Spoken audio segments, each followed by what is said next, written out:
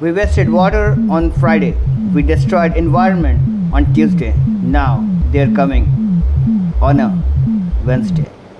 Hey guys, welcome back to your favorite channel, the Ancient Technology 2.0. मिले हैं। आधुनिक विज्ञान अब अरबों ग्रहों का पता लगा रहा है जहां जीवन संभव है, जबकि प्राचीन भारतीय ग्रंथ विमानों, उड़ने वाली मशीनों और अपने समय से बहुत आगे के ज्ञान का बखान करते हैं। क्या ये कहानियां महज मिथक हो सकती है, या क्या ये हमारी दुनिया से परे के प्राणियों के साथ किसी भूले हुए संबंध का संकेत देती है? अक्टूबर 2017 में हवाई में खगोलविदों ने कुछ ऐसा देखा जो पहले कभी किसी ने नहीं देखा था। एक रहस्यमयी वस्तु जो हमारे सौर मंडल से परे तारों से तेजी से गुजर रही थी। उन्होंने इसका नाम ओमुआमुआ रखा, जिसका हवाईयन में अर्थ स्काउट या संदेशवाहक होता है।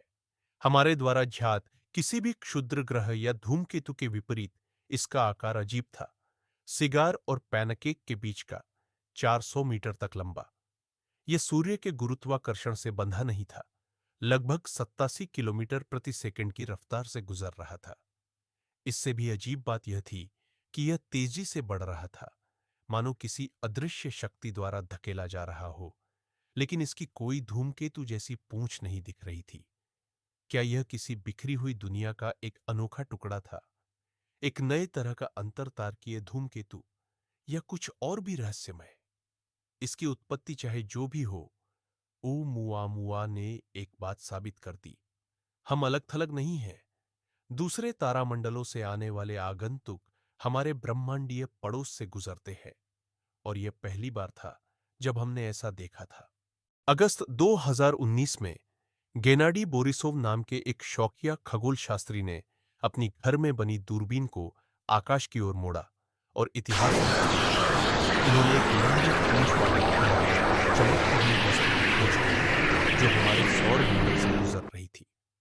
पहले तो यह एक साधारण धूमकेतु जैसा लगा, लेकिन इसके प्रक्षेप पथ ने एक अलग कहानी बयां की। यह कोई सौर मंडल का परिभ्रमण करने वाला नहीं था। यह एक अंतरतारकीय आगंतुक था, जिसे जल्द ही 21 बोरिसोव नाम दिया गया, किसी अन्य तारामंडल से आने वाला पहला पुष्ट धूमकेतु। ओमुआमुआ के विपरीत, जिसने अपने अजीब आकार और रहस्यमय त्वरण से वैज्ञानिकों को हैरान कर दिया था, बोरिसोव जाना पहचाना सा लग रहा था।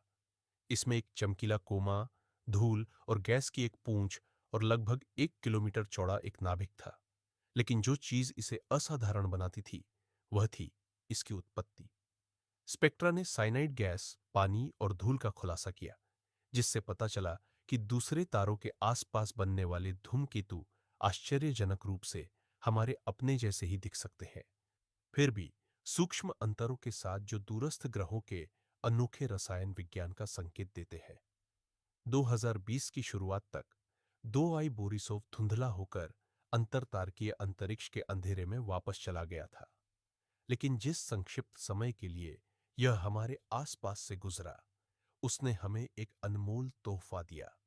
किसी दूसरे तारामंडल के बर्फीले मलबे का अध्ययन करने का पहला मौका। यह याद दिलाता है कि यह आकाशगंगा परग्रही दुनिया की कहानियां लेकर घूमने वालों से भरी है। 1 जुलाई 2025 को चिल्ली की एक वेधशाला ने अंतरिक्ष के अंधेरे में एक धुंधली, तेज गति से आती हुई वस्तु को चुपचाप देखा। पहले तो यह कुछ खास नहीं लगा। क्षुद्रग्रह स्थलीय प्रभाव अंतिम चेतावनी प्रणाली, जिसे एटलस के नाम से जाना जाता है, नियमित रूप से उन अंतरिक्ष चट्टानों पर नजर रखती है जो पृथ्वी के लिए संभावित खतरा पैदा करती है। लेकिन यह किसी साधारण क्षुद्रग्रह की तरह व्यवहार नहीं कर रही थी। जैसे जैसे अगले कुछ दिनों में आंकड़े आते गए, खगोलविदों को किसी असाधारण चीज का अंदेशा होने लगा। एटलस ने जो खोजा था, वह कोई साधारण भटकने वाला नहीं था। यह एक अंतरतारकीय धूमकेतु था, किसी दूसरे सौरमंडल से बर्फ और चट्टान का एक टुकड़ा। इसे जल्द ही C 2025 एनयन नाम दिया गया, लेकिन यह अधिक रहस्यमय शीर्षक से व्यापक रूप से जाना जाता है। 3 आई ATLIS हमारे सौर मंडल में अब तक पाया गया तीसरा इंटरस्टेलर ऑब्जेक्ट, 2017 में कुख्यात ओमुआमुआ और 2019 में 2 बोरिसोव के बाद। इस नवागंतुक, जिसे अब तीन आई एटिएलास के नाम से जाना जाता है, की पहचान जल्द ही अब तक देखे गए तीसरे पुष्ट अंतरतारकीय आगंतुक के रूप में कर ली गई। 1,35,000 मील प्रति घंटे, 2,17,000 किलोमीटर प्रति घंटा की अद्भुत गति से यात्रा करते हुए यह पिंड एक ऐसे पथ पर गति कर रहा था जिससे इसके विदेशी मूल का पता चलता था। अक्टूबर के अंत तक 29 तारीख को यह सूर्य के पास से लगभग 130 मिलियन मील की दूरी से गुजरेगा और उस बिंदु पर पहुंचेगा जिसे खगोलविद इसका उपसौर कहते हैं, जो हमारे तारे का सबसे निकटतम बिंदु है। कुछ समय तक पृथ्वी पर स्थित दूरबीनों ने इसकी प्रगति पर नजर रखी, लेकिन उपसौर के बाद सूर्य की चमक इसे अस्थायी रूप से दृष्टि से ओझल कर देगी। धूमकेतु दिसंबर की शुरुआत में फिर से प्रकट होगा और एक बार फिर अंधेरे आकाश में उभरेगा, जहां खगोलविद अपने अवलोकन जारी रख सकेंगे। दिसंबर के मध्य तक 3i ATLS पृथ्वी के सबसे निकट से गुजरेगा। हालांकि खगोलीय दृष्टि से निकट का अर्थ अभी भी 170 मिलियन मील, 270 मिलियन किलोमीटर की विशाल दूरी है। इस दूरी पर धूमकेतु से हमारे ग्रह को कोई खतरा नहीं था। नासा और दुनिया भर के विशेषज्ञों ने इसकी सुरक्षा पर जोर दिया और इसकी विशिष्टताओं के बावजूद इसे धूमकेतु के रूप में वर्गीकृत किया। जटाटवी जलज्जला प्रभा प्रवी उतस्थले गलेयोलम्बलम्बितं भुजागटुङ्गमल्लिकं डमड्डमड्डमड्डमन्ननादवड्डमर्वयं चकारचण्डतण्डवं तनोतन शिवो शिवम्। ॐ